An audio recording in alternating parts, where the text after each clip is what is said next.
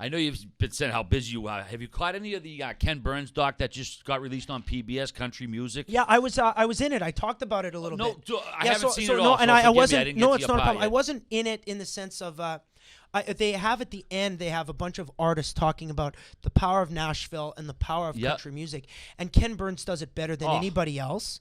And so during CMA Fest, I talked a lot about it, and I think it's outstanding. It's an incredible historical document, and one thing that fascinates me all the time is the process of songwriting. And like, they were so many good stories. Like Hank Williams and his wife would have this fucking knockdown, drag him out, throwing shit at each other. He'd get drunk and pissed off, and he'd sit down and he would write this timeless ballad that is still getting sung millions of times all over the world. You're saying. It was like it was just heartfelt. And it is. And so, I mean, you listen now, the lyrics might sound simple, but the way he sings them and the way he created them, they're fucking timeless. So I want to ask you about your process. Like, how does that work for you? Do you have a co-writer? Like, how does that work for you? I do a ton of co-writing. So it literally would be like the four of us in a room. Yep. So we've all got our different strengths. One guy's a real lyric-heavy guy, a lyricist. One guy's all melody. One guy's a producer, a track guy. Okay, so that would be like you, Grinelli. So you're there. You're working behind your laptop. You're literally creating beats, and it could be boom chicka ba chicka boom chicka ba chicka boom chicka ba. He's making those. Okay, so he's making that, and stuff like that. He adds a little banjo, and before you know it, you've got this great melody. So what are we going to write to that? If it's something positive and if it's something that's up tempo, you're not going to talk about how she done you wrong and how you're so sad that she's gone. You're going to write about how it's a great day. I can't wait to drink beer with my boys, on a Friday night. Just got paid kind of thing. So that's our vibe. So now the four of us are going with that type of melody, that type of experience, and you're going to talk about. I remember I did this one thing and it was really cool. We got to add this idea to it, and da da da da da. Every time she kisses me, or I can't wait until, every time you kiss me, da da da da da, I can taste that Pink Whitney and whatever like that. So all of a sudden, it's a great rhyme, and that's the end, of course. I want a credit on that. Oh, that's fucking beautiful, right there, dude. That's our hook. And that's the hook. And then you write towards the hook. And before you know it, you have a couple drinks. You've got a song. You don't know if it's going to be number one or make it onto the record, but you can feel good about creating that. And you're literally creating art in that regard. Let's get a bag of RA's weed and we can sit in here and just smoke. And Clouds are coming out. So, or we might get back to the rap song then after that. Well, my mic just went down.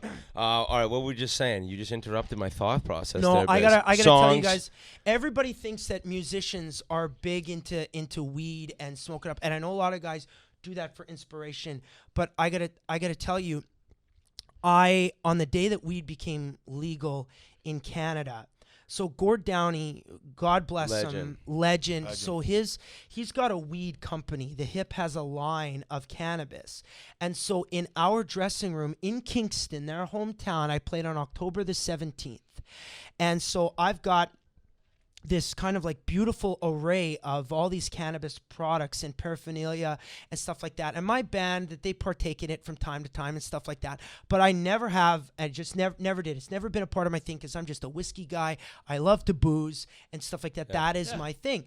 But I tell my wife, I say, she and the kids are in this bus. I said, I'm staying in the band bus tonight and I'm going full throttle on this. It's the day that weed becomes legalized in Canada, and I'm just going for it. I'm gonna get some inspiration. I'm getting shredded. And I'll tell you,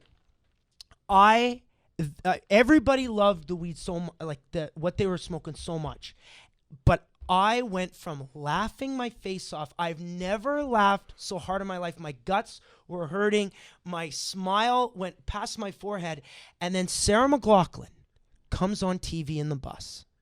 And she's got little puppies. Oh, that fucking and commercial. then little and kids. That song. And in the arms of an angel. You're just and like, God damn it, Sarah. Sarah. To cry. Dog's missing an I'm ear. Crying. Shut off, I'm Brett. Bawling. And then my band, they're annoyed, and they got me, and they're filming me, and I can't stop crying. Like, all these dogs and these kids, and we will never make a difference. Hey, whip out the credit card. You send over a few thousand. I call that 1-800 number and everything like that. And from that day, I decided I just don't want to cry. I just don't want to cry again, and I'm afraid that if I smoke up, I'm gonna bawl my face off. So that's why I booze, emotional because high guy. booze makes me happy. Whoa.